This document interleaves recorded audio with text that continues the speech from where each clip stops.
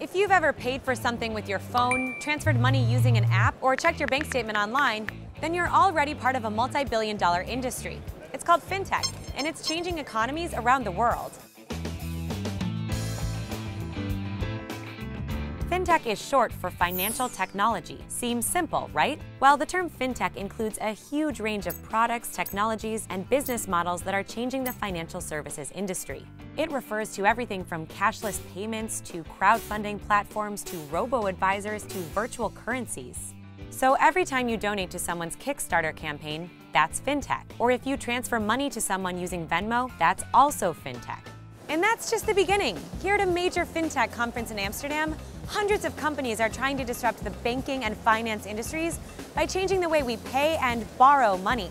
And investors are buying it. Global investment in the FinTech sector has added up to nearly $100 billion since 2010. In 2017 alone, FinTech investment surged 18%. Startups focusing on payment and lending technologies received the majority of those funds. It's not just startups that are getting into FinTech. Some of the world's biggest companies, from Apple to Alibaba, are going big on it too. Just think of Apple Pay or Alipay. One reason for all of this investment, consumers are adopting FinTech fast. 1 out of every 3 people across 20 major economies report using at least 2 FinTech services in the last 6 months. China and India are leading the way, with more than half of consumers using services like money transfers, financial planning, borrowing, and insurance. Financial technology has filled a void for people around the world who don't have access to traditional banking services. In fact, it's estimated nearly 2 billion people worldwide are without bank accounts.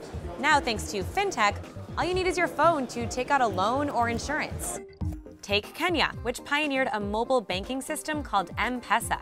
Kenyans access their M-Pesa accounts directly on their mobile phones to transfer money, pay bills, or take out loans. Today, an estimated 96% of households in Kenya use M-Pesa. And one study found it has helped lift roughly 2% of Kenyan households out of extreme poverty. The rise of FinTech has forced traditional lenders, insurers, and asset managers to embrace new digital technologies. For example, wealth managers now have to compete with robo-advisors, which are automated financial planning services. I mean, talk about rise of the robots, right? Thanks to high-tech algorithms, these services are available 24/7 and can be more affordable than traditional asset managers. That helps explain why some robo-advisors already have billions of dollars under management. Like any growing industry, FinTech isn't without risks, and some regulators have struggled to keep up with the fast pace of innovation.